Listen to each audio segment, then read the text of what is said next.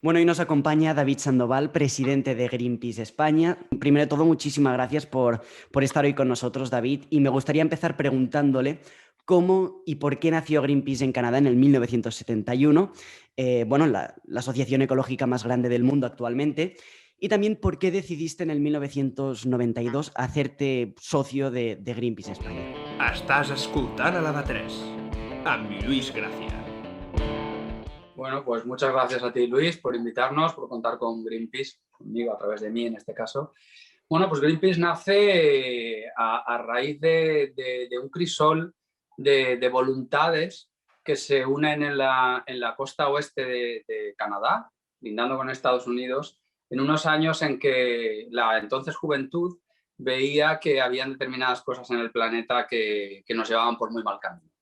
Los vectores, los valores que unen a aquellas personas fueron el ecologismo y el pacifismo. ¿Por qué? Pues porque estaba entonces en marcha la guerra de Vietnam, cosa que supuso una grave crisis social en Estados Unidos y había muchas deserciones y mucha gente que se oponía a las guerras en general y aquella en particular. Y ya te digo, aquel crisol de personas concluyeron que unas pruebas atómicas que se estaban haciendo detonaban bombas atómicas en una península en Alaska, pues decidieron que aquello había que pararlo porque aquello era evidentemente negativo para la Tierra y para la humanidad. Y para allá que se embarcaron en un barco, se metieron en un pesquero que recolectaron de por allí y se lanzaron a intentar ponerse directamente en el centro de donde se realizaban aquellas detonaciones nucleares. Aquella acción fue la que hizo nacer el movimiento que luego es Greenpeace a nivel internacional. Porque queremos la paz en el mundo y queremos que sea verde. Eso es lo que barrotaba aquel tiempo y en aquella zona. Y de ahí nació esta organización. Yo en el 92 me hice socio, yo contacté antes con Greenpeace, contacté en el 86, era menor de edad también. Y bueno, me atraía evidentemente la cuestión ecologista, la cuestión pacifista y desde luego la vocación internacional de Greenpeace, que quizás es lo más importante, trascender las causas locales, que están muy bien, pero tener esa mirada global porque esta cuestión, la cuestión ecológica, nos afecta a todas y a todos cada día. Porque, David, ¿qué ha conseguido Greenpeace así, bueno, hazañas en su historia? Y después también me gustaría preguntarle cómo se financia. Tengo entendido, no sé si hay unos 3 millones de socios en todo el mundo. Bueno, pues Greenpeace ha conseguido muchísimas cosas a lo largo ya de sus casi 50 años de historia.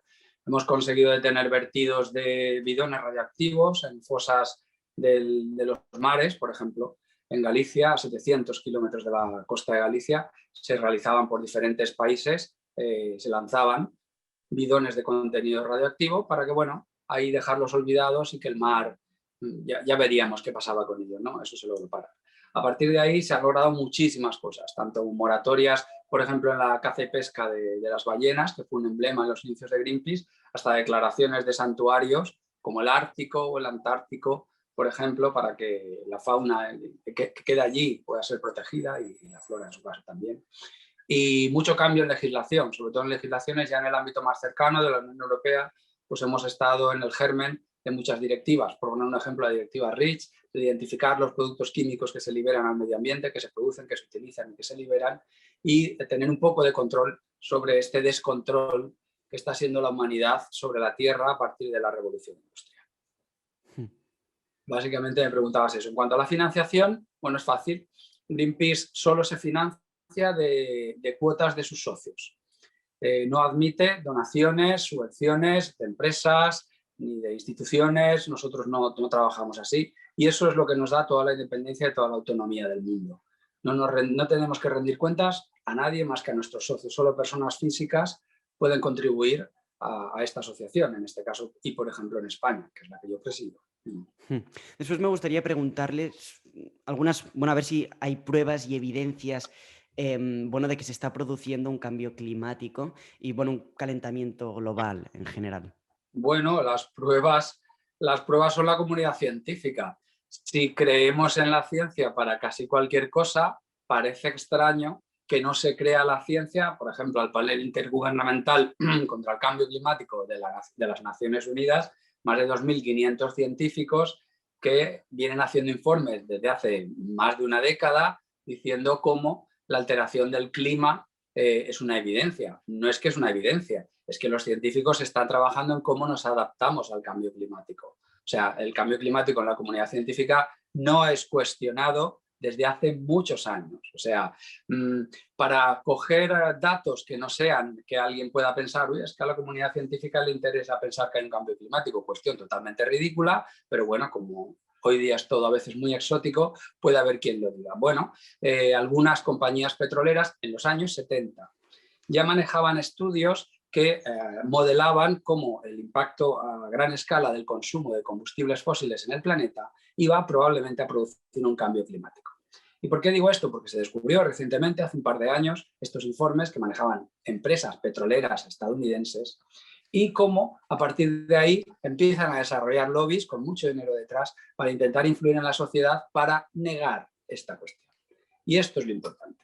Si una empresa como una multinacional petrolera dedica dinero a mover por todo el mundo noticias para que esto no sea tan llamativo desde los años 70, imaginaos por qué es.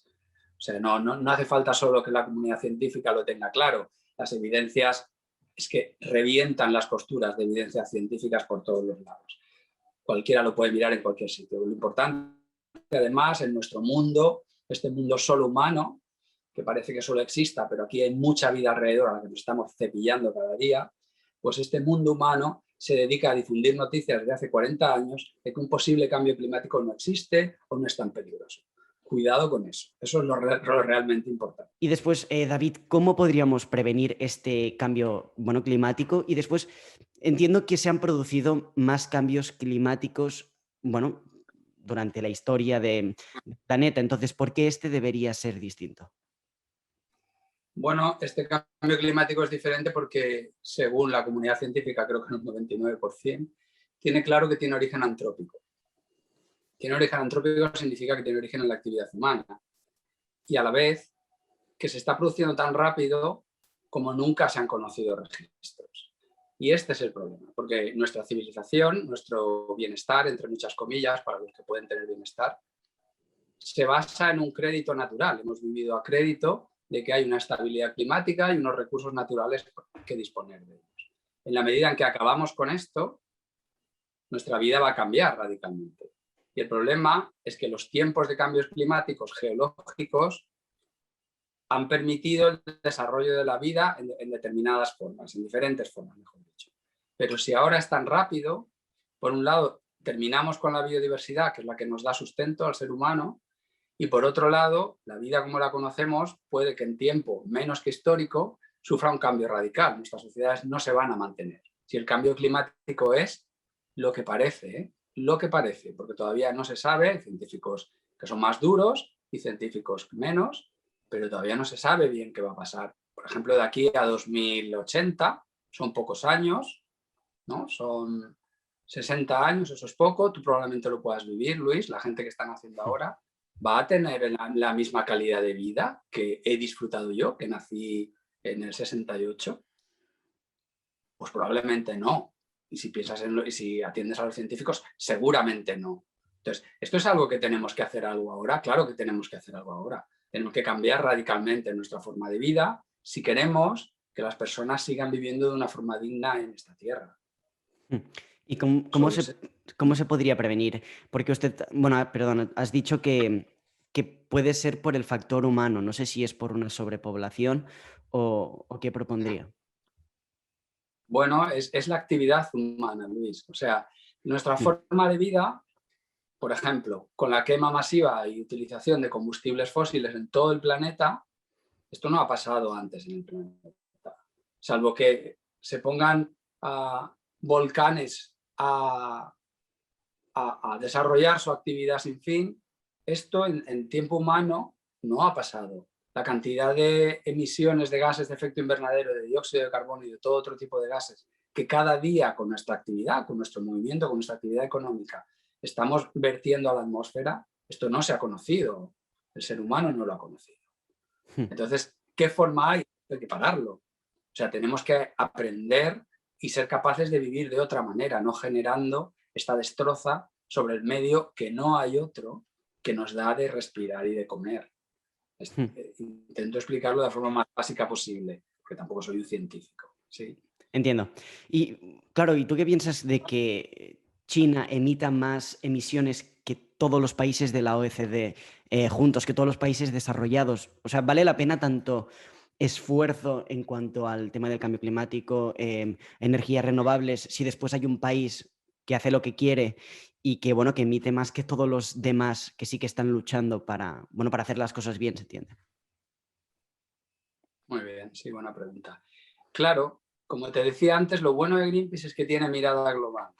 Si tú miras globalmente la Tierra como lo que es un ecosistema enorme, la cuestión ecológica es un desafío para la humanidad. No es un desafío para mí, ni para ti, ni para tu familia, ni para tu país. Es un desafío para todos. La humanidad ha crecido y ha mejorado a base de entenderse.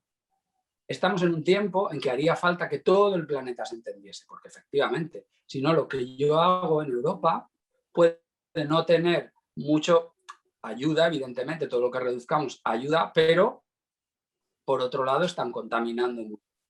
El problema del desarrollo de otros países también es este. O sea, la humanidad está obligada a evolucionar y a mejorar. Si no aceptamos ese desafío, si nos quedamos mirándonos el ombligo, si nos quedamos mirando estos problemas entre países, no pasa nada. El tiempo sigue pasando, los vertidos se siguen produciendo todos los días y quien ha vivido un tiempo ya, yo ya tengo 50 años, empieza a notar cómo todo es diferente ya. Y los científicos, a quien hay que hacer caso, los científicos serios, dicen que va mucho más rápido de lo que nos creemos. Bueno, aceptamos esta verdad científica que, por ejemplo, nos está ayudando a paliar esta pandemia o no la aceptamos, es cuestión de eso. ¿Cuáles son las diferencias entre animalistas y ecologistas? No sé si lo podría explicar, porque entiendo que Greenpeace no solo es planeta Tierra, bueno, sí, es planeta Tierra y por consiguiente también los animales que viven en este. Y después también me gustaría saber qué tiene en contra Greenpeace de las macrogranjas. Vale. Bueno, Greenpeace no es esencialmente animalista porque es ecologista. Defendemos la salud de los ecosistemas, que es lo que va a redundar en nuestra salud y en nuestro futuro. Evidentemente, los animales están incluidos en los ecosistemas como toda otra suerte de seres vivos. Y por eso no somos esencialmente animalistas, nos dedicamos a proteger todo el ecosistema. Unos ecosistemas sanos son la garantía de una vida más saludable o mejor para toda la humanidad. Las macrogranjas, ¿por qué nos posicionamos en contra? Por varias razones. Una de ellas es el bienestar animal, cómo se cría, cómo se maltrata, ¿no? en esas granjas de producción a los animales. Y luego por la vertiente ecológica, evidentemente. La cantidad de residuos y los tratamientos de antibióticos y de otros elementos químicos tóxicos que se usan en estas macrogranjas son perjudiciales para la zona donde se sitúan. Cuando estas grandes granjas terminan su actividad, pasados X años, dejan un solar de contaminación a su alrededor. Y la contaminación va a los acuíferos, el agua como elemento fundamental de la vida, y también a los suelos alrededor de donde se sitúan. Por eso pensamos que no es un modo adecuado de producción de carne, desde luego. Pero David, bueno, estas macrogranjas sirven para alimentar a la población, ¿no? También podría ser que en ese, bueno, que se esté poniendo entonces por delante a los derechos de los animales y bueno, que los de las personas. Bueno, si piensas que la alimentación solo es carne, podrías opinar así. Pero también la ciencia opina desde hace mucho tiempo que una alimentación tan basada en carne, por ejemplo, como se está en términos generales consumiendo en España, no es saludable para el ser humano. Nosotros, evidentemente, y una vez más, apoyándonos en la ciencia seria, vamos a pedir unas dietas no tan basadas en lo cárnico. De hecho, hay mucho estudio alrededor de eso, donde te puedes informar. Por eso, no es una cuestión de derechos de animales que sí son en cuanto protegibles como seres vivos, eso lo vamos a apoyar, aunque no seamos esencialmente animalistas, lo que se llama el bienestar animal, pero es sobre todo el modo de producción, un método de producción que es muy dañino para el medio ambiente y para las personas, porque si dañamos al medio ambiente, dañamos las personas. A ver si se va a producir la paradoja de que tenemos mucha carne para comer, pero esa carne está llena de hormonas, está llena de otros productos químicos, está llena de antibióticos, eso también lo podéis mirar en cualquier sitio, los problemas que se producen luego en las personas, y vamos a tener a su vez un medio ambiente destrozado. No creo que sea un escenario beneficioso para nadie. ¿Qué soluciones propondría, bueno, si deciden sacar o luchar contra estas macrogranjas?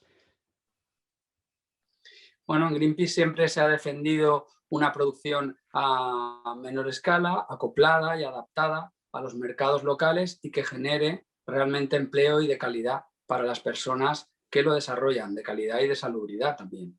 Esto ya existe, ha existido, que el desarrollo de las técnicas ayuden a las personas y no solo a los capitales que suelen estar detrás de estas macrogranjas. No sirven para las personas, no sirven para la economía y no suelen servir como empleo a largo plazo para la población local donde se implantan.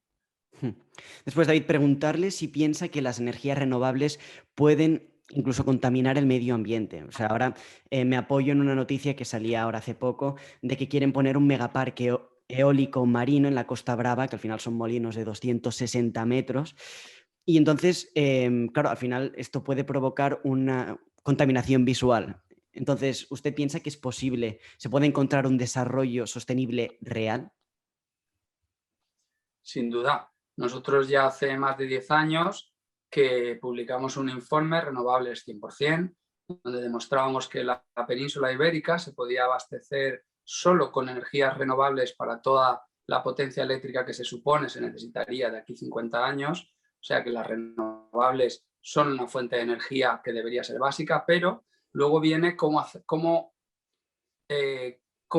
desarrollar este potencial renovable. Y evidentemente no pasa, una vez más, por los grandes centros de producción de gran impacto. Y no gran impacto solo paisajístico. Si yo tuviera que elegir entre una central nuclear y sus residuos radiactivos, de las que todavía tenemos unos cuantos reactores en España, y un impacto visual, aunque fuera como transición, evidentemente preferiría una cuestión renovable. Pero es que Greenpeace tampoco está ahí. Greenpeace lo que pide es que la producción con energías renovables sea distribuida, sea justa y no sea otra vez repitiendo un modelo de grandes centros de producción que luego necesitan grandes redes eléctricas de evacuación de esa electricidad producida ahí y que además, otra vez más, no redunda en generación de empleo donde se sitúa. Estamos repitiendo un modelo industrial para una cuestión energética, en este caso con renovables, y Greenpeace no está por ese modelo, desde luego. Ya digo que demostró, por ejemplo, que solo con la energía solar fotovoltaica en tejados se podría abastecer la mayoría de comunidades autónomas de este país. Y digo en tejados, o sea, no en zonas rústicas, en valles y lugares protegidos, centrales de gran impacto, no. Centrales pequeñas, en mallas de red que ayuden y que suministren energía allá donde la producen directamente y no esos megacentros sean fotovoltaicos, eólicos, lo que fueren. Porque usted, ¿qué piensas de que, bueno, España compra bastante energía a Francia, por lo que tengo entendido, y Francia, bueno, produce esa energía a través de centrales nucleares? ¿Y qué le parece eso? Pues si se miran bien los datos de red eléctrica española, normalmente el balance es positivo hacia España. España produce y vende más energía de la que compra. Es cierto que se producen intercambios, es lógico, porque las redes están interconectadas, pero ya digo que nosotros vendemos más y nosotros tenemos un mix de renovables mayor que el de Francia, por tanto, estamos vendiendo energía renovable, a pesar de la situación que tenemos, que está muy lejos de lo ideal, a otros países. Tenemos otros países cercanos, como Portugal, que han tenido picos de producción solo con renovables. Bueno, pues nosotros queremos seguir esta senda. En Alemania ya hay un proyecto de desmantelación de las nucleares y todos los países del mundo, los más desarrollados, siguen este camino. Es lógico, porque, entre otras cosas, los residuos nucleares son tan caros de guardar y de mantener que nadie quiere esa hipoteca teniendo lo más fácil del mundo, que es el viento, el sol, las olas, la biomasa, la energía del calor de la tierra, etcétera, etcétera, etcétera. Después, ¿usted piensa que las energías renovables a veces pueden suponer bueno, algo solo para gente con poder adquisitivo. Bueno, me refiero, por ejemplo, a los coches eléctricos, que al final no todo el mundo puede tener un Tesla. ¿Y cómo podemos hacer que los coches eléctricos sean para todo el mundo o, bueno, las energías renovables? Bueno, desde Greenpeace, siguiendo una tradición que yo creo que es muy interesante, se cuestiona el modelo, no una cuestión concreta. Probablemente no haga falta que todo el mundo tenga coche eléctrico, ni mucho menos. Probablemente tiene que empezaros a sonar la palabra decrecimiento, porque el decrecimiento lo será por inteligencia o lo será por necesidad. Vivimos a crédito de una naturaleza que destrozamos todos los días, sea con modificaciones del clima o sea con afecciones a la biodiversidad que estamos perdiendo galopantemente. Este modelo tiene que cambiar y cambiará, ya te digo yo, por inteligencia o por necesidad. Por tanto, si llegas ahí, claro que las energías renovables, y eso es por lo que nosotros luchamos, sean accesibles para todo el mundo, porque lo son. Los proyectos más pequeños, la energía, por ejemplo, fotovoltaica, siempre pongo ese ejemplo porque es la menos rentable, quiero decir, la eólica produce más, hay otras que producen más, pero la fotovoltaica, siendo de las que menos producen, son las que más fáciles llegan a todo el mundo, porque es muy sencillo, relativamente sencillo, nutrir con energía solar pueblos pequeños, comunidades, pequeños barrios, como ya hay muchos proyectos en este país. Entonces, claro que es posible que la energía llegue a todos, lo que pasa es que no de una manera como la consumimos ahora, que la consumimos como si nos fuera regalada. Y en realidad, repito, que cogemos a los más jóvenes que vendrán detrás de nosotros, que venimos cogiendo desde hace décadas. Porque, David, ¿usted piensa que la ecología puede parecer que es un patrimonio de ciertos partidos políticos o corrientes de izquierdas? En absoluto. Lo bueno de la ecología, y es por una de las razones que a mí más me engancha, es porque es absolutamente transversal. Es ridículo pensar que la ecología es de un partido, de una corriente política o de una nacionalidad. Precisamente lo que nos ayuda en esa visión global que antes te intentaba transmitir es que la ecología es todo y es de todos y de todos. El aire lo respiramos todos igual, el agua la tenemos que beber igual, pero no solo nosotros, sino el saltamontes que te encuentras por el camino, ¿no? Y el sapo que vive en aquella charca. Esta visión mundial, global, es la que interesa y interesa no perder. Si nos centramos y nos quedamos en los problemas humanos, seguimos con esa vida artificial que algunos nos quieren vender como buena y que, como se ve, cada vez más es menos buena y más peligrosa. Y ahí siempre nos vais a encontrar en promover esto y que no se olvide. Ahora usted ha hablado de un ecologismo global. Entonces, ¿cuál piensa que es el papel de los cazadores en la ecología? Y después también preguntarle si, no sé si conoce Laudato Si, la segunda encíclica del Papa Francisco, ¿qué piensa de esta? Bueno, en cuanto a la caza, habría mucho que hablar, pero no puedo pronunciarme en términos generales, evidentemente. Y en cuanto a la laudatio del Papa Francisco, pues que fue absolutamente positiva y muy revolucionaria, porque un poco lo que viene diciendo el ecologismo desde hace décadas, esta visión de que la humanidad somos toda una y de que estamos todos afectados por lo que todos hacemos en cada sitio. Esta visión, que para mí además es civilizatoria, es que es fundamental darse cuenta de esto. Si tenemos que avanzar hacia algún sitio, en gran parte será por la ecología, por ese buen entendimiento con nuestra casa, que es lo que nos habita. Lo demás es todo absolutamente prescindible. Pero el entendimiento en la relación con el medio ambiente es que es básico, es clave para este siglo. Pues, David, ¿usted piensa que reducir las emisiones de CO2 puede frenar el desarrollo en países pobres o en países menos desarrollados? Una vez más, el problema no es que pueda frenar su desarrollo, el problema es que nosotros nos hemos desarrollado contaminando. Y ahora, ¿con qué legitimidad los países mal llamados ricos, los países más desarrollados, piden a los menos desarrollados, a los empobrecidos, que no se desarrollen como lo hemos hecho nosotros? Esto es una cuestión, igual que somos injustos con las generaciones venideras, lo somos injustos con estos pueblos. Por tanto, son las naciones más enriquecidas las que deberían ayudar en esta transición para que el resto de países no hagan como nosotros. Por dos cuestiones. Una, por pura humanidad, por pura civilización, como decía otra antes, y otra por pura cuestión civilizatoria, una vez más. Si todos los países por desarrollar hacen lo mismo que nosotros, esto en 100 años se acaba. Se acaba la civilización tal y como lo conocemos, ojo. Las cucarachas van a seguir viviendo. Pero si queremos tener alguna posibilidad de tener una vida digna en este planeta, las generaciones que vendrán, o nos ponemos todos a una y ayudamos allí donde hace falta, o complicado. Antes ponías el ejemplo de China, que contamina mucho más que toda Europa. Bien, no hace muchos años, un país que no te sonará tanto, que se llama Indonesia, era el segundo país emisor de gases de efecto invernadero. ¿Por qué?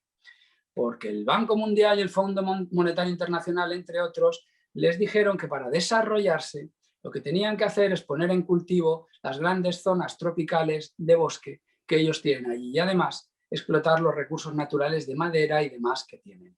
Indonesia es uno de los pulmones del planeta.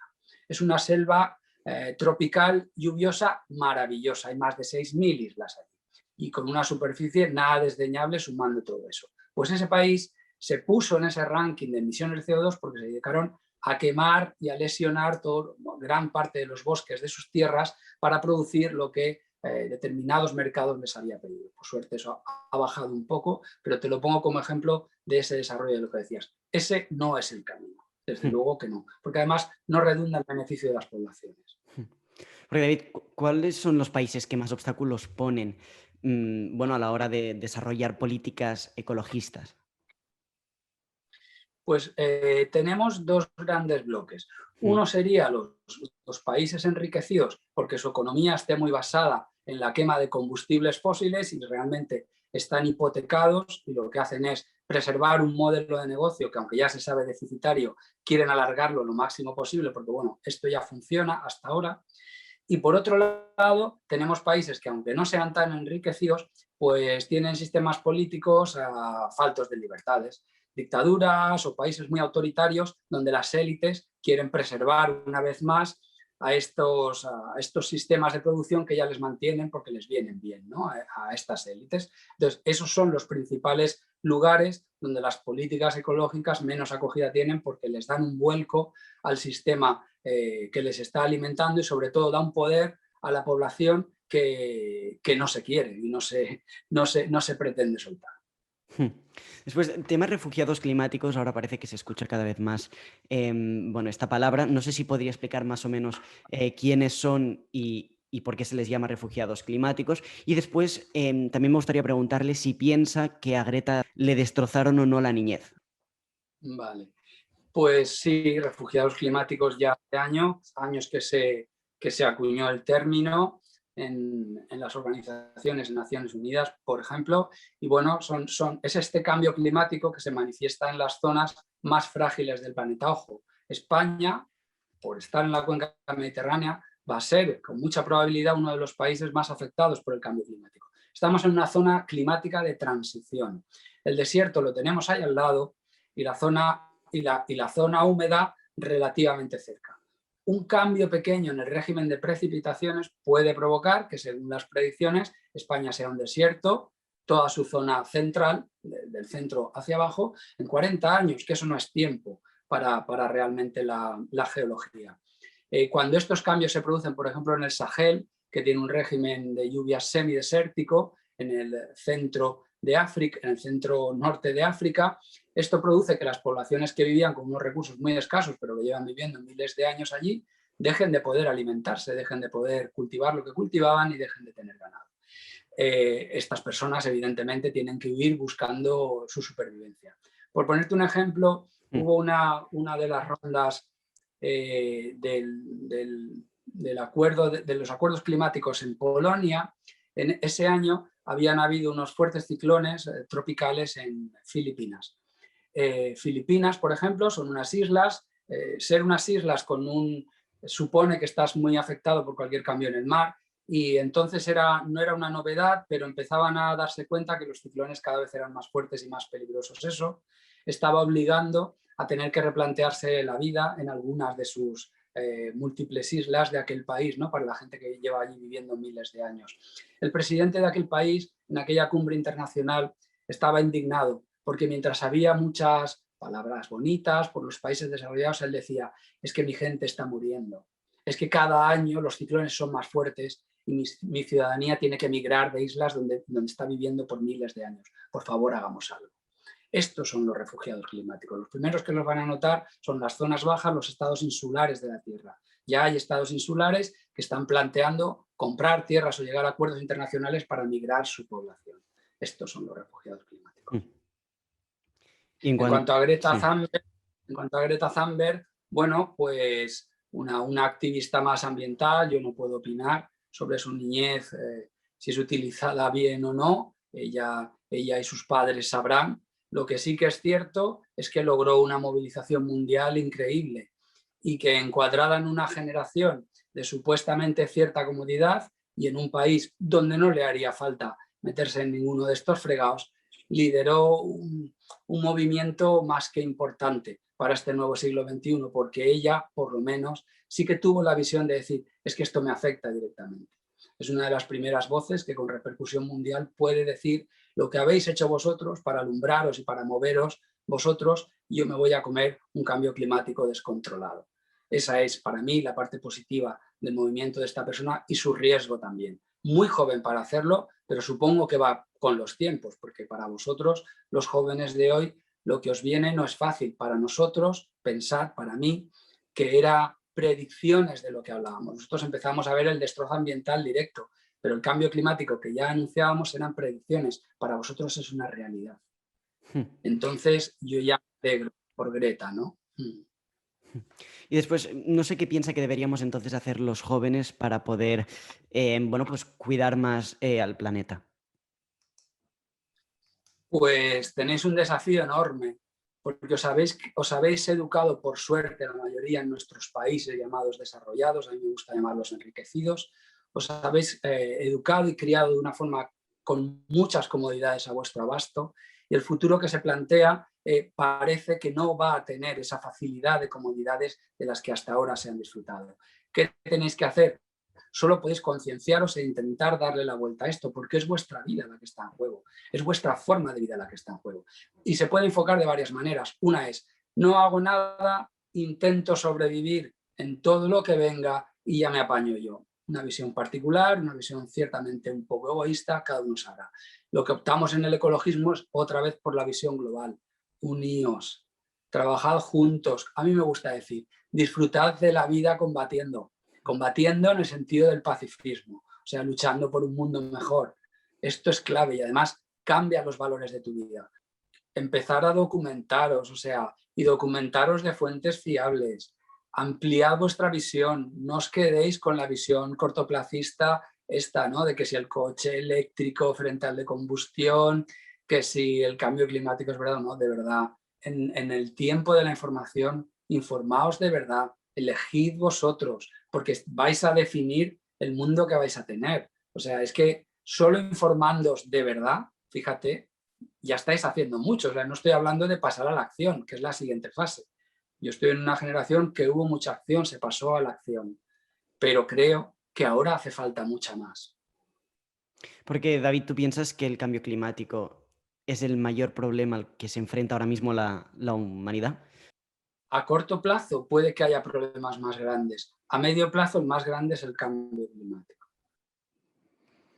Cuando tú tengas en un país como España, ahora tenemos miles de personas intentando huir de la pobreza y venir aquí. Cuando tú tengas millones llamando a las puertas de Europa, ¿qué haremos? Porque serán refugiados climáticos. O si eso pasa, llega un momento que pasa en España, a mí no me gusta ser nunca catastrofista, ¿eh? Yo vivo en Valencia, soy de Valencia, y ya hay informes que dicen que en X años, no voy a poner la cifra aquí, no se podrán cultivar, por ejemplo, cítricos, por ejemplo, vides, por ejemplo, olivo, por ejemplo, almendro. ¿De qué va a vivir la gente? Pero es reversible. ¿Es reversible? No, no es reversible. Lo que ya hemos hecho al planeta ya está hecho. Lo que se puede hacer o se debe intentar en esta década, que es clave, es intentar minorar los graves efectos. Por eso, el panel intergubernamental de la ONU concluye que debíamos intentar mantener esa subida, que ya se ha producido en parte, de las temperaturas globales en 1,5 grados. porque piensan que por encima de los 2 grados no saben los efectos cómo pueden ser. Son incontrolables. Los movimientos que se producen en todo el clima de la Tierra son incontrolables y no los podemos nosotros controlar. Entonces, por eso tenemos que intentar minorar ese cambio en la medida de lo posible. Pero la inercia de la Tierra, si ya hemos avanzado 0,8 o 0,9 desde la era preindustrial, ahora solo puedes mitigarlo. Y ya para terminar, David, ¿cómo le gustaría o dónde le gustaría que estuviera Greenpeace y en concreto Greenpeace España en unos años? 50 quizá o 10. 10 es imposible, 50 me gustaría que hubiese desaparecido. Porque No, Greenpeace nace como un grupo de gente mm, para acompañar en este cambio social, en este cambio ciudadano. Ojalá no hiciéramos falta. En 10 años tenemos que estar liderando la transición. En 10 años deberíamos estar hablando de que lo que hemos hecho está bien, de que estamos minorando, como decía, los peores efectos del cambio climático, que los indicadores de los científicos nos dicen que por lo menos estamos parando el desastre. Ahí me gustaría que estuviésemos. Bueno, pues si eso es todo, muchísimas gracias por acompañarnos hoy aquí, David, presidente de Greenpeace en España. Muchas gracias a ti, Luis. Mucho ánimo y enhorabuena. Sultana Lava 3. Amb mi Luis Gracia. Suscríbete a este canal, no te cuesta nada. Y si te gusta, dale al me gusta y comparte tu opinión.